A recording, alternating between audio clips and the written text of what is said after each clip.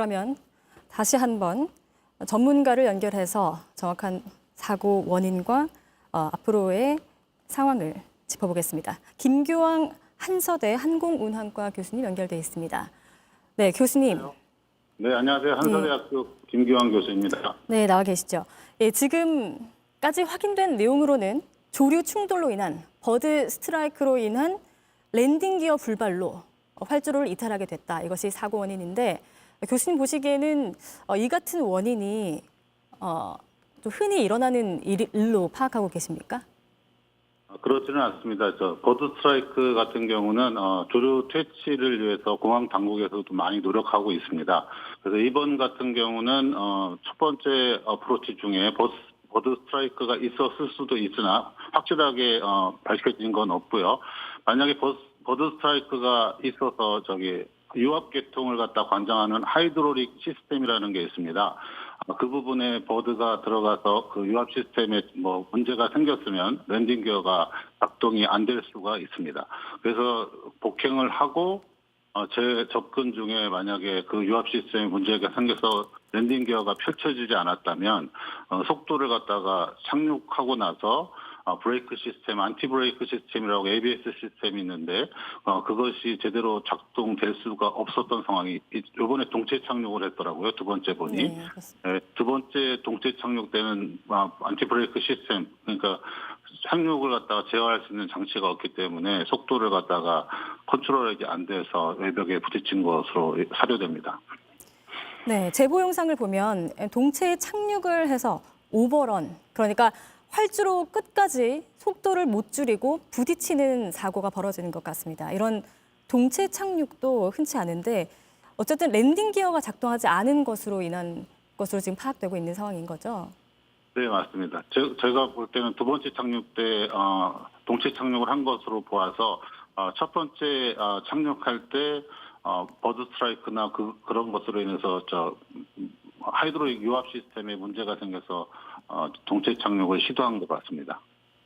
네, 버드 스트라이크로 인한 충격. 이게 굉장히 드문 일은 아닌 것 같습니다. 이게 그냥 비행기가 운행 중에 새와 충돌할 수 있다는 상황은 굉장히 흔히 벌어지는 일일 텐데 이에 대응해서 어떤 기계적인 대응이 돼 있을 것 같은데 비행기 자체에 그런 기능이 통상 탑재되어 있지 않나요? 어떻게 대응을 할 수 있는? 비행기에는 저희가 10,000피트 이하에서는 랜딩 라이트, 택시 라이트, 랜딩 라이트를 많이 켜고 그래서 불빛을 보면 새들이 좀 도망가는 경향이 있거든요. 근데 공항 당국에서도 저희 파이어건이라고 해서 총을 쏴서 쫓기도 하고 그 조류 퇴치기 소음 장치나 이런 거 설치해서 하지만 비행기 자체에서 새를 쫓을 수 있는 그런 시설 장비는 설치되어 있지 않습니다. 사실 온리 그냥 랜딩 할 때 불을 켜는 랜딩 라이트가 전부입니다. 비행기에서는 그런 장치가 없습니다. 네, 지금까지 파악된 원인으로는 어쨌든 조류가 충돌했다라는 것인데 정확한 원인은 파악을 해봐야 할 것 같습니다. 비행기가 이런 상황에 처했더라도 추력을 다시 낼 수 있다면, 그러니까 고도를 다시 높여서 다른 활주로, 고도를 다시 높이거나 다른 활주로가 긴 다른 공항으로 갈 수는 없었을까요? 지금 제 생각으로는 복행을 시도해서 근데 무안공항이 충분히 긴 활주로를 가지고 있는 공항입니다.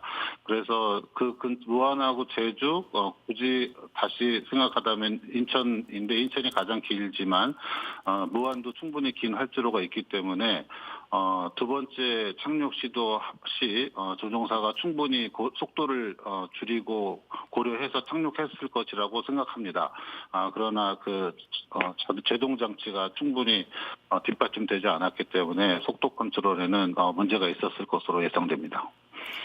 네, 보통 비행편 기장들은 위험한 상황을 가정한 훈련을 충분히 받는 것으로 알려져 있습니다.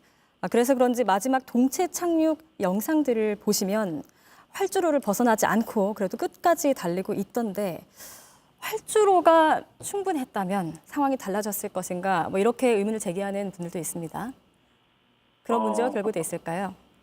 활주로가 충분히 확보할 수 있는 공간적인 제한이 있는 건 사실입니다. 인천공항이 대략 한 3,600m거든요. 무안공항이 제가 확실하게 모르지만 한 3,000m는 넘을 것으로 예상됩니다.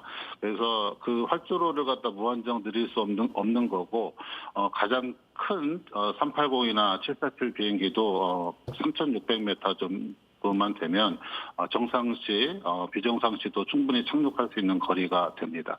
그래서 이런 특별한 동체 착륙의 경우는 그렇게 문제가 되었지만 이것도 뭐 모르겠습니다. 이거는 속도를 갖다 충분히 낮추어서 런웨이 시작 전부터 동체 착륙이 되었다 하더라도 퍼포먼스를 계산해 봐야겠지만 확실하게 제가 이 부분은 확답을 드릴 수가 없습니다. 네. 네, 교수님 감사합니다. 여기까지 듣겠습니다.